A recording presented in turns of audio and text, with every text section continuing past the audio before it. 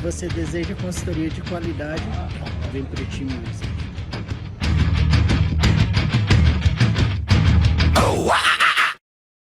What is up, guys? Welcome back to the education series. So the last video that we dropped was a little bit off plan from the itinerary that we posted, but I felt it necessary just to kind of put in specifically how to program pull. So if you have any questions on that, please refer to that video.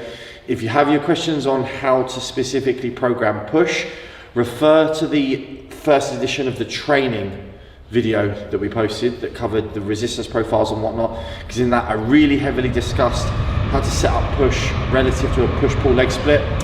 And then again, if you have questions on how to set up the legs version, that was in the leg training video. So I have now covered in detail how to set up pull, push and legs, or push, pull, legs. One quick question that I kept getting consistently was, why is it always performed, in my opinion, push, pull, legs? And the reason for that is I would never put pull before push, because pull would then be a detriment to your push session. I would find that you would stall with your push strength long before anything else. Sorry, it would come about much sooner.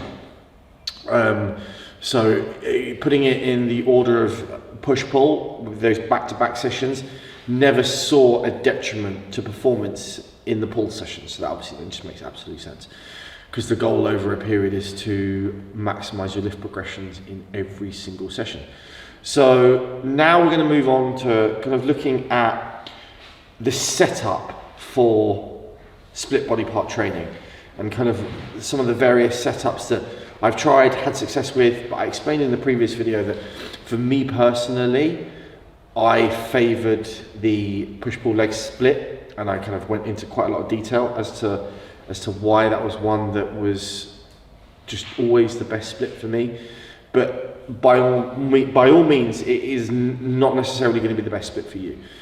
And for some of you, due to a time factor consideration, you might not have a choice but to train a split routine. Like if you only have 45 minutes of gym access, realistically, you're only going to be able to train one, at a maximum 2 body parts in that session. But it might only be really 1.5, because you can't even really fully hit the second body part. So with that in mind, you have to train a split routine. So that could be the first reason why you're forced into it. The second could be that you struggle to think and focus over a longer period of training. So I know a lot of you posted that you can't do 2-hour training sessions. That's totally fair enough. For myself and all of my peers, a 2-hour training session is really normal. Like all of our sessions would be 1.5 hours at the minimum, and then most of them would be up to 2 hours. And then really, for some of us that are really strong, sessions would go 2.5, sometimes even 3 hours, which I know sounds crazy. And I know the first thing, as soon as I say that, you're going to be in the comment section saying, that's too long, that's too long. But I'm telling you now, that's not uncommon for leg sessions for a lot of big, strong guys. I do agree that it starts to drag on and you do feel it, but it's not uncommon. I'll put it that way. But 2 hours is a good kind of mark, and that's very consistent. But there were a lot of comments of guys saying that that's way too long for them, and that's totally fair enough, because again, train to your needs. So when that's the case for you, a split body part routine is going to make a lot more sense, because if you're in here and you get to the 1.5 hour mark and you start to flag mentally, that last half an hour is just going to be poor work. Like I've certainly found, since I've changed my goals, that it's harder for me to train for longer durations with weight sessions. Before, I was able to keep my focus no problem for 3 hours in a gym session. It literally wasn't an issue for me. Whereas now it is a lot harder for me to keep focus for a 2-hour session. And I much prefer something that's 1.5 hours, or even less. 1.25 hours now is probably my sweet spot for me personally. Because my goals are going to be more in line to now with a lot of yours, where it's just to look good, feel good, enjoy training. And so I can definitely understand that perspective. Whereas the previous me would have basically just told you to man up. But So how are we going to set this split routine up? There are endless ways to set this up. Like, this is the biggest example of there being no right or wrong way to set this up in terms of the order of sessions through the week, where you place your rest days, and then also the scope for the volume. I would say the split routine is probably why there is so much confusion and questioning what is the best way, because you'll see so many variations of this split. And the point that I just wanted to get into straight away was that do not overthink this if you are an individual that has to train as a split routine out of necessity. So if you're someone that is forced due to time scale, do not be overthinking, okay, does this have to be literally perfect in every way? Because you already don't have the luxury of it being perfect just because of your time availability. So with that in mind, then you definitely have to literally do what fits for you. And again, for some of you, there's just some days where you can't train as well. Some days of the week that are just inaccessible for you. So that's going to really dictate the certain session that you can do on that day. Like if there's one day where you do only have 40 minutes, it's probably going to be best that you do an arm day on that day, because it really doesn't take any warming up at all. You can just do 2 warm-up sets of a cable curl, and then the next thing you do is a working set. And within 5 minutes, you've already completed 2 work sets. So you're going to be able to rattle through that really quickly. And then if there is a day where you have a slightly longer day, then maybe you get an hour, that'll probably be the one that you do legs on. Or at the very least, that might be the one that you do quads, because that's probably going to be the most time-consuming session. So when I've done this in the past, I haven't gone over 5 days of training a week when it's been on a fixed week-to-week schedule. I've never trained 6 days a week. I've never been able to do that. So if some of you can and you enjoy that, again, keep going. There's no need to change. But I personally was never able to do that. And I also wasn't really able to sustain 5-day-a-week training for very long, because 5-day-a-week training when it's on a week-to-week setup, consistently would be 3 days on, 1 day off, 2 days on, 1 day off. But for me, when it came to the 3-day on, by the end of the 3rd day, I was always flagging. Always, always, always. And that was a real issue for me. But how my initial favoured split routine is set up has something that I call the density day. So this is what we're going to cover in this video. We're going to cover the density day split setup. So how that looked, that would be a chest focused push session on the Monday. It would be legs on a Tuesday. It would be non-lower back loading pull work on a Wednesday. Be rest on a Thursday. It would then be a shoulder focused push session on a Friday, and it then would be a density day session on a Saturday. Now, if I was going to do 5-day-a-week training with a split body part routine, and I had time availability and my recovery was good, and I didn't have huge glaring weaknesses in my physique, this would be the setup I would choose. I believe this to be a really effective way to get in good amounts of frequency and days that can be dedicated to just certain movements, which I kind of alluded to in the pull session. Is going to be important to build muscle in certain areas. Like for me, the goal was always to have a ridiculous back. So then my training kind of always roughly focused around that, just because it was something that I really enjoyed training, and I knew that I could get very, very big and strong. So mine kind of evolved around that. If that's a goal of yours, then again, you can look at this setup. If the goal is huge legs, which obviously was my goal as well, you can just tweak the exercise selection slightly, just as an example. So how that looks in terms of volume is, again, going to be hugely dependent on your recovery across the week and how one session knocks into the next few sessions. So for example, between your Monday push session and your Friday push session, for that one you get 4 sleeps. So for that one, you can push the volume at the exact same level that you would have been doing in your push-pull leg split setup. That's no problem to do that same level of volume. However, on the Friday session, you're only going to get 3 sleeps until you roll back around into Monday's push session again. And the problem with that, and I keep calling them push sessions because that's how I like to approach them, because I cluster compound movements together as per my push setup, and I like to just get them all very strong. So yes, like Mondays would be chest focused and Fridays would be shoulder focused, but for me they're still push sessions, so that's just how I describe them. But for ease, I can call them chest and shoulders, just so it's maybe not as confusing. So you're only going to get 3 sleeps between your shoulder session and your chest session.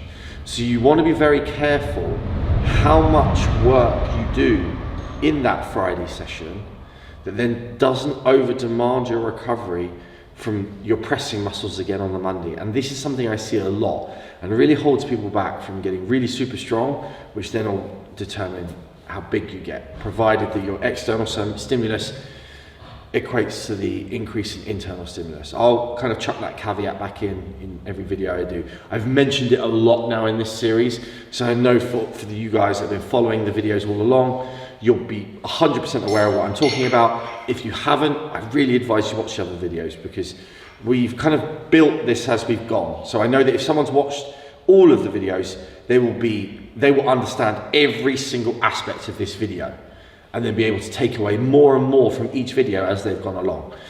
The body part that can handle frequency and volume the least is our upper body pressing muscles. They cannot be trained at high frequency and high volume. And really, once you start to get strong, they actually can't even be trained at low volume and high frequency. They then can only recover every 4 to 5 sleeps, even on low volume work. I've experimented with that extensively, not just with myself, but with clients that are strong, and found that to be a really similar case. And then equally, when I've looked at high-level powerlifters, their ability to, just as a reference, in terms of strength and then ability to progress lifts, high-level powerlifters aren't benching at high frequency. It's very rare for that to be an occurrence. And that's simply because just you can't recover from that frequency with those muscles. Whereas your upper back can, your quads can. Like, they have higher recovery capabilities for a little bit more frequency. And then your side delts and your biceps really can. They can recover from tons of frequency. And then your calves and your abs, it almost feels like that they can recover from everything and anything that you do to them. So we have kind of this continuum, which means that we need to be very aware of what we expose ourselves to volume-wise relative to the number of sleeps that we have. So that's the first thing to look at. But obviously on that Monday session, you're going to pick your movements that bias your chest the most, and you're going to do the volume appropriate to that. But I would still always include some side delt work and some tricep work in that session, because you get 4 sleeps until you push again. So that's the one that always wants to be slightly heavier in the total amount of work. The Friday session, you're going to pick your shoulder movement as your main movement. I would still expose it to some chest work, but probably only 1 exercise, because like I said, you only get 3 sleeps. And I'd probably do something that causes it really minimal damage and fatigue. So something that doesn't necessarily overload it massively in the lengthened position, because again, like I've mentioned a lot, that's what accumulates lots of fatigue in the muscle. So what I'd probably be doing is like a cuff cable fly, something like that. Something that has very little resistance here and tons of resistance here, which means then the recovery demands from a minimal. Or if you have a prime pec deck, you can then put that on a setting, like setting 4, that then overloads the shortened a lot and doesn't the lengthen. I wouldn't be doing hard compound movements that overload the lengthened in that session, because I absolutely guarantee that you will not recover from them for your pressing again on a Monday. And the problem is that if this is what you've done from the beginning, you won't even realize that you're not recovering, and you'll think that your strength is just your strength, whereas actually you'd be a hell of a lot stronger if you understood how to program. And again, this is one of the things why I'm so keen on focusing on that volume to frequency relationship, because to me it's the absolute be all and end all to getting super strong. And then again, we'll mention again, if the external stimulus equates to the internal stimulus, you're going to get massive. It's as simple as that. And then also in the process, you understand when to expose yourself to those lower rep ranges that might cause more injury risk, and when you can go at them to really drive your strength. These are all factors that play a large role. So the leg session on this setup, again, is entirely fine to have the identical volume to the push-pull leg split. So again, watch the legs training video, take away the exact volume setup that I said for that. Now the back session on the Wednesday, that's fine to have the volume that's in the pull session, but I would do no lower back loading at all in this session. It's just not a need for it. And simply as well, because you've trained legs and back to back with legs first, you're going to be fatigued going into that back session. So I would then really focus on making sure you're super accurate with your exercises that overload in the shortened position, and that this is the one maybe you're doing like single arm cable pull downs and single armed machine rows where you're just being super accurate. You don't want to be doing heavy bent over movements in this session at all. So when I say no pulls from the ground, I would also, and no low back loading, like I wouldn't even do a barbell row. Like I wouldn't do anything in that sense. The only movement that you could do to bump up your low back loading frequency is the dual bent over dumbbell row. And I made a post on my Instagram about that. That's how to load your lower back without loading your lower back, basically. So read that post and I explain that there. But it's, in short, it's because the dumbbells you're bending over with are only going to ever be like 60, 65 kilos at most, maybe 70 kilos if you're really strong at that movement. I think the most I ever went up to was like 70s. And I don't think I've seen anyone, so like 150 pound dumbbells, I don't think I've ever seen anyone doing more than 150 pound dumbbells on that movement. I'm sure some people have just chucked them around like idiots, but with proper execution, it's not a lot of weight to be bending over with at all, really, is it? Because when we think it's not even 3 plates on a barbell, it's nothing. So that's like the perfect movement if you did want to bump up your lower back loading frequency. So like I said, on the Friday session, I would only train the chest in the shortened position, and I would do the same for the triceps. I would keep my volume pretty low in the triceps, and I'd only be looking to do kind of like single armed cuff push downs, but I would blitz the hell out of my lateral work. And I would be more than happy to do some decent overhead pressing.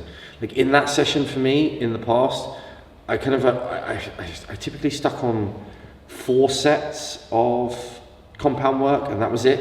But it would be kind of 2 high incline press movements.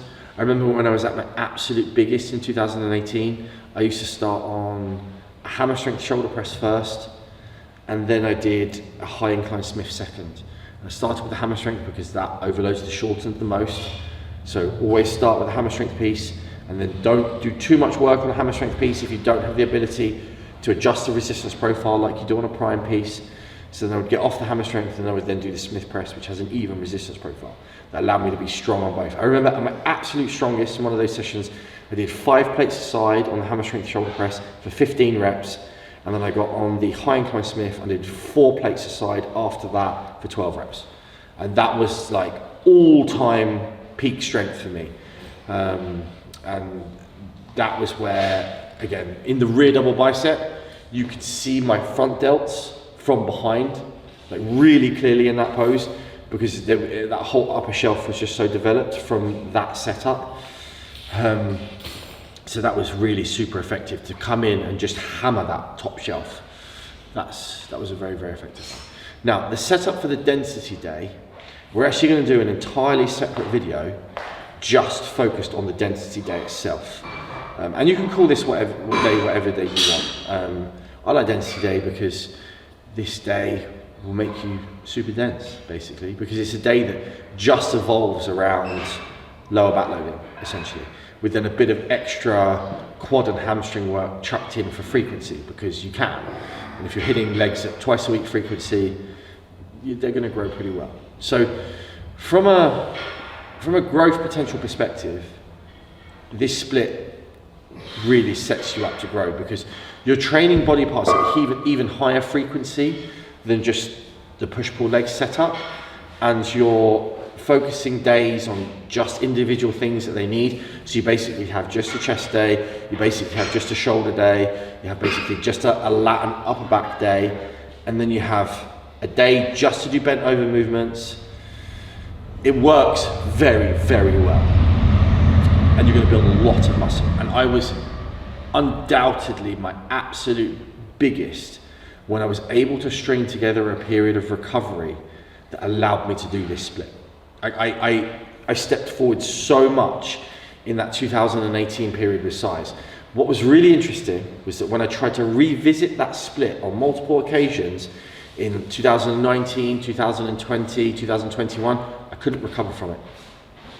So that shows the inter-individuality of your recovery capabilities. And I couldn't pinpoint why. I revisited my exact same volume, my exact same exercises, my exact same drug use, my food, everything. But for some reason that I couldn't actually pinpoint, so it would have been more external factors. Like, well, I could pinpoint it. We launched our supplement line in 2019. My work needs rocketed dramatically. So then even things that you can't control, just your subconscious demands mentally, were just way too high for me, and I couldn't at all recover from it. Whereas in 2018, I didn't have so many commitments. I didn't have a warehouse, I didn't have staff, I didn't have all of these additional demands that then really dictated my recovery. So I know full well that that makes a massive difference. But if you are just a bodybuilder that has focused on just being a bodybuilder, you will be able to recover from a lot more. Whereas we know that if you are someone that has kids, a stressful job, time constraints, it's not only going to limit what you can do in terms of those time slots, it'll hugely limit what you can and can't recover from as a whole. So this is our look at my favoured way to do a split body part routine, which again we'll just recap in essence is chest, legs, back, rest, shoulders, density day. And like I said, we're going to do a follow-up video where we just focus on the density day. Para mais vídeos assim, deixe o seu like e se inscreva no canal VINI Wizard, o bodybuilding traduzido de graça para você.